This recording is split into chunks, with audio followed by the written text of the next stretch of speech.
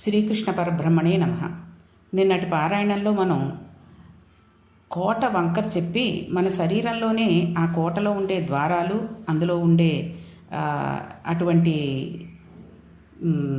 పంచప్రాణాలు అవి ఏమిటి, ఇంద్రియాలను ఎలా నిగ్రహించుకోవాలి అని తెలుసుకున్నాం. అయితే తూర్పు దిక్కున ఉండే ద్వారాలు కళ్ళని, అవి ఖద్యోత, ఆవిర్ముఖి అని పేర్లతోటి ఉంటాయని, ఆ తర్వాత వాటి మిత్రులు ద్యుమంత్రుడు, రెండవ వాడి పేరు మిత్రుడు, జు అంటే కాంతి అని, మిత్రుడు అంటే సూర్యుడు అని తెలుసుకున్నాం.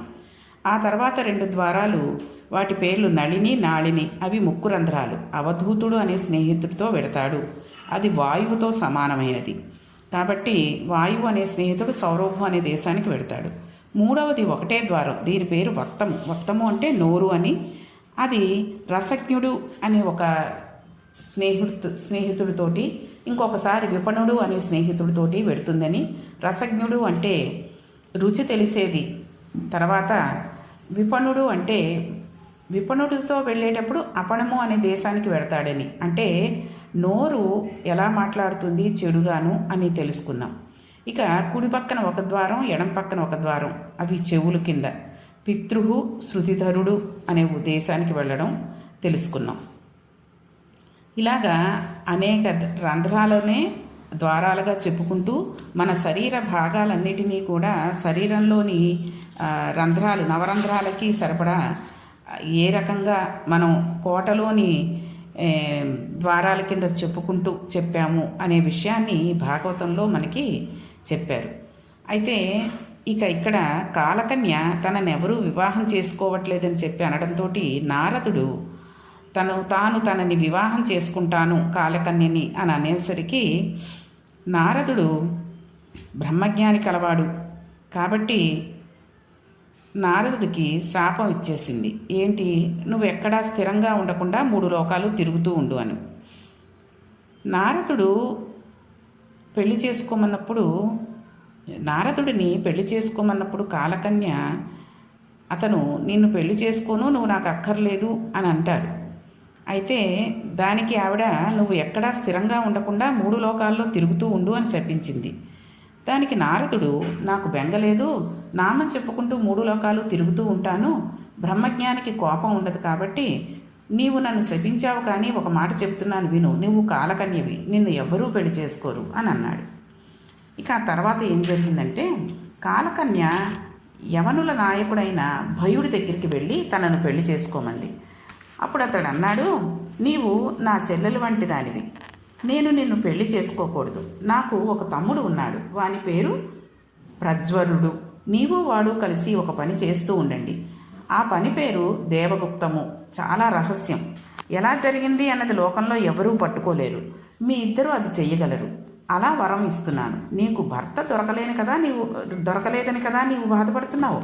ఊళ్ళో ఉన్న వాళ్ళందరికీ పెళ్ళిళ్ళు అయిపోతున్నాయి, భర్తలు వస్తున్నారు, కానీ నీకు భర్త దొరకడం లేదు. ఈ వేళ నుంచి ఊళ్ళో ఉన్న భర్తలందరూ నీకు భర్తలే. నువ్వు ప్రతి పురుషుడికి భార్యవైపోతావు. అలా నీకు వరం ఇస్తున్నాను. నువ్వు భార్యవైపోయినట్టు వాడికి తెలియదు. నీవు వాడిని ఎప్పుడు వెళ్ళి పట్టుకుంటే అప్పుడు వాడు నీకు భర్త అవుతాడు అని చెప్పాడు. నీవు ఎప్పుడు వెళ్ళి పట్టుకుంటావో వాడికి తెలియదు కాబట్టి నీ పేరు జర అని చెప్పాడు. ఇక్కడ జర అంటే వృద్ధాప్యం. మనకి వృద్ధాప్యం వచ్చింది అంటే జర వచ్చినట్టే, పట్టుకున్నట్టే. కాలకన్య వచ్చి నడిచి వెళ్ళిపోతూ ఉంటుంది, అప్పుడు శరీరానికి వృద్ధాప్యం వస్తుంది. కానీ వ్యక్తులు తమకు ముసలితనం వచ్చిందని ఒప్పుకోరు, కానీ జర వచ్చి పట్టేస్తుంది. అంటే ఆవిడ భార్య అయ్యే కూర్చుంది. ఎప్పుడైతే ముందు జర వచ్చిందో ఆమె వెనకాతలే భయుడు వస్తాడు. భయుడు వెనకాతల యనమల సైన్యం వస్తుంది. యనమలు రావడం అంటే బెంగలు, భయాలు, వ్రణములు, రోగాలు ఇవన్నీ బయలుదేరిపోవడం. తాను చచ్చిపోతానేమో అన్న బెంగ మొదలవుతుంది. ఆఖరణ భయుని తమ్ముడైన ప్రజ్వరుడు వస్తాడు. అంటే పెద్ద జ్వరం అని అర్థం అన్నమాట, కానీ పెద్ద జబ్బు అని కూడా వస్తుంది. వాడు సంధిబంధములు విడగొట్టేస్తూ ఉంటాడు, అంటే ఇప్పటివరకు ఉన్న పటుత్వం ఊడగొట్టేస్తూ ఉంటాడు. అలా ఊడగొట్టేసిన తర్వాత ఈ పురంజనుడు లోపల పడుకుని ఇంకా భార్యనే తలుచుకుంటూ సేవకులు తెచ్చినవి తింటూ ఇందులో ఉండిపోతే బాగుంటుందని అంటూ ఉంటాడు. అంటే తన భార్యను తలుచుకుని ఇంద్రియములతో తాను చేసిన పనులు గుర్తుపెట్టుకుని సంతోషపడిపోతూ ఉంటారు. అంటే ఎవ్వరికీ తెలియని ఒక రహస్యమైన పని చేస్తోంది. ఏమిటా పని? ఈయనను ఆదమరిపించి నిశ్శబ్దంగా కోటలో నుండి బయటకు తోసేస్తోంది. అంటే వాడికి మృత్యువు వచ్చేసిందన్నమాట. మంచం చుట్టూ అందరూ ఉంటారు. ఎప్పుడు పోయాడో, ఎటువైపు నుంచి పోయాడో ఎవ్వరూ చెప్పలేరు. ఈ పని జర వలన జరిగిపోతుంది. దేవగుప్తం చేసేస్తుంది.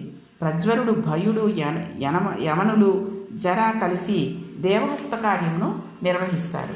ఆఖరణ పురంజయుడు బయటకు వెళ్ళిపోతున్నప్పుడు 5 పడగల పాము బయటకు వెళ్ళిపోతుంది. అంటే ప్రాణ, అపాన, వ్యాన, ఉదాన సమానములనే 5 ప్రాణములు కూడా వెళ్ళిపోతాయి. ఇప్పుడు ఈ కోట శిథిలమైపోయింది. ఈ కోట అగ్నిహోత్రంలో పడిపోయింది. ఈ విధంగా పురంజనుడి కోట కాలిపోయింది. ప్రాచీన బర్హి ఈ కథనంతటినీ విని మనుష్యుని జీవితం అంటే ఇలా ఉంటుందా అని ఆశ్చర్యపోయాడు. ఇప్పుడు ఉత్తరక్షణం ఏం చేయాలి అని నారదుడిని అడిగాడు. అప్పుడు నారదుడు, నీవు చేయగలిగింది ఒకటే, భాగవత సహవాసము, భగవంతుని పట్ల అనురక్తి, ఈ రెండింటినీ పెంచుకో అని చెప్పారు. ఇది పరమ పవిత్రమైన ఆఖ్యానం. ఇది కథారూపంలో ఉంటుంది, కానీ గొప్ప రహస్యాన్ని ఆవిష్కరిస్తుంది. మీరు మన మనవలను, చిన్నపిల్లల్ని దగ్గర కూర్చోబెట్టుకుని ఈ కథను చెప్తే వారికి వేదాంతమునందు ప్రవేశం లభిస్తుంది. వారిలో వైరాగ్యమునకు బీజములు పడడం ప్రారంభమవుతాయి. ఇది అంత గొప్ప ఆఖ్యానం. అంటే శరీరం అంటే ఏమిటి అన్నది కూడా తెలుసుకుని అది ఎటువంటి పనులు, చెడు పనులు చేస్తున్నాయి ఈ ఇంద్రియాలు, నవరంధ్రాలు కూడాను, అవి చేయకుండా ఏ రకంగా మనం జాగ్రత్తలు తీసుకోవాలి అనే విషయాన్ని మన పిల్లలకి మనం చెప్తే, మన మనవలకి చెప్తే, పిల్లలు దాటేశారు, మనవలకి చెప్తే వాళ్ళు విని మంచి తెలుసుకోవడానికి అవకాశం ఉంటుంది. అసలు భగవత్కథ అనే దానికి అర్థం భగవంతుడిని నమ్ముకుని జీవితంలో నడుపుకున్న మహాభాగవతుల చరిత్ర. మహాభాగవతుల చరిత్రతో కలిసే భగవంతుని అనుగ్రహవిష్కారణం అన్నది అంతర్భాగంగా ఉంటుంది. భగవత్ సంబంధమైన కథ కనుక దీనికి భాగవతము అని పేరు వచ్చింది. భాగవతం తెలిసి వినినా, తెలియక వినినా, కేవలం కథాస్వరూపంగా భాగవతం వినపడినా కూడా జీవితమునకు ఒక గొప్ప అదృష్టమే. భాగవతమును ఎప్పుడుకో కానీ వినడం తటిస్థించదు. భాగవతంలో అంతర్లీనమైన విషయం అర్థమయ్యిందంటే ఈ జీవితమును ఇక్కడే ఎలా ఒబ్బిడి చేసుకోవాలో అర్థమైపోతుంది. కానీ జీవితంలో భాగవతమును వినడం అనేది తటస్థపడటం కొంచెం కష్టం. అయితే భాగవతమును వినడం జరిగితే ఎక్కడో అక్కడ దాని ప్రభావం ఉండి తీరుతుంది. ఏదో ఒక సమయంలో, ప్రత్యేకించి శరీరమునకు పటుత్వం తగ్గుతున్న సమయంలో భాగవతమును లోపల ధారణ చేసి ఉంటే ఒక గొప్ప పూనిక, ఒక గొప్ప ధైర్యం వస్తాయి. జీవితం ఈశ్వరాభిముఖం అవుతుంది. ఎప్పటి నుంచో మనం పొందని దానిని పొందడానికి భాగవతం తప్ప శరణ్యం లేదు. ఇది అటువంటి మహోత్కృష్టమైన గంధం. సాధారణంగా ప్రపంచంలో ఐశ్వర్యములకు వారసత్వం ఉంటుంది. ఒక తండ్రి గారికి ఐశ్వర్యం ఉంటే ఆ తండ్రికి పుట్టిన కొడుకు ఆ ఐశ్వర్యానికి వారసుడు కావచ్చు, లేదా తండ్రి పోలికలకు వారసత్వం పొందవచ్చు. ఇంకా కొంచెం అభినివేశం ఉన్నవాడైతే తండ్రి నడవడిని కూడా పుణికిపుచ్చుకోవచ్చు. కానీ తండ్రి భక్తికి, తండ్రి జ్ఞానములకు, తండ్రి వైరాగ్యములకు కొడుకు యథాతథంగా వారసుడు అవుతాడని మనం చెప్పలేం. అలాగే ఒక తండ్రి తగినంత సమర్థత లేనివాడైన కారణం చేత తండ్రికి పుట్టిన కొడుకు ఇంకా క్షీణదశలో ఉంటాడని, అతడు ఉత్కృష్టమైన స్థితిని పొందలేడని మనం చెప్పలేం. ఈ ఒక్క దాంట్లో వారసత్వం అన్న సిద్ధాంతం కుదరదు. ఒక్కొక్క వంశంలో ఒక్కొక్క మహాపురుషుడు ఉదయిస్తాడు. ఆయన ఉదయించిన తర్వాత ఆయన ఎంతకాలం ఉంటాడో అంతకాలం ఆ ఇల్లు దేవాలయంగా ఉంటుంది. వారు నడిచిన స్థితి వలన కేవలం వారి సంపర్కం చేత ఆ ఇంటికి ఒక పవిత్రత వస్తుంది. మహాభాగవతులు అయిన వారి ఇళ్ళు ఇంటీరియర్ డెకరేషన్ చేతనో లేక అందమైన నిర్మాణం చేతనో వాటి ఎందు శాంతి సౌఖ్యములు ఉంటాయని మనం అనుకుంటే పొరపాటు. అలాంటి వారు ఉన్నది ఒక సాధారణ పెంకుటిల్లు అయి ఉండవచ్చు. కానీ మనం ఆ ఇంట్లోకి వెళ్ళి కాసేపు కూర్చున్నట్లయితే మనకు ఏదో అవ్యాజమైన ప్రశాంతత లభిస్తుంది. లోపల జరుగుతున్న ఒక పెద్ద గందరగోళం నుంచి కాసేపు ప్రశాంతత చిక్కినట్లు, ఆనందం అనుభవించినట్లు అనిపిస్తుంది. చూడండి, కొంతమంది ఇళ్ళకి మనం వెడితే వెళ్ళగానే ఏదో హాయిగా ఉంటుంది. ఇంకాసేపు కూర్చుందాం, వాళ్ళతో మాట్లాడదాం అన్నట్టు అనిపిస్తూ ఉంటుంది. కొంతమందితో మాట్లాడినప్పుడు కూడా అలా అనిపిస్తూ ఉంటుంది. వాళ్ళలో ఆ భక్తి భావన ఉండడం వల్ల, భగవంతుని కృప ఉండడం వల్ల వాళ్ళని చూడగానే మన చికాకులు అన్నీ కూడా పోయి ప్రశాంతత ఉన్నట్టుగా అనిపిస్తూ ఉంటుంది. అలాగే మనం దర్శనం చేయగానే గొప్ప ఆనందం కలుగుతూ ఉంటుంది. ఆ వ్యక్తితో మనకి ఏదో తెలియని అనుబంధం. వారు మనకి ఏమీ కారు, అయినా మనం వారిని చూడడంతో మనకి తెలియని ఏదో ఆనందానుభూతిని పొందుతూ ఉంటాం. వాళ్ళు నిరంతరం ఈశ్వర సంబంధం పెట్టుకుని ఉండడం చేత కొంతకాలానికి ఈ ఈశ్వర సంబంధం వారి యందు కూడా ప్రతిఫలిస్తుంది. ఈశ్వర దర్శనం ఎలా జనాభాలకు తృప్తినివ్వగలదో అలా అటువంటి సాధుపురుషుల దర్శనం కూడా అంత గొప్ప అదృష్టంను కటాక్షించగలదు.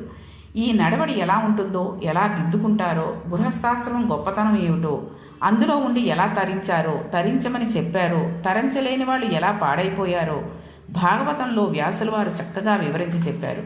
అవి కథలు కావు, పరమ సత్యములైన విషయాలు.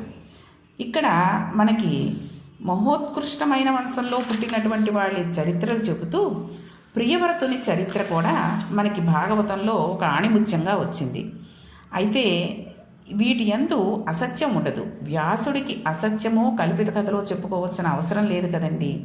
కాబట్టి మనం స్వయంభవునికి 3 కుమార్తెలు 2 కుమారులు అని తెలుసుకున్నాం కదండి. కుమారులు ప్రియవ్రతుడు, ఉత్తానపాదుడు. అందులో ఉత్తానపాదుడి చరిత్ర మనం ఇంతకుముందు తెలుసుకున్నాం.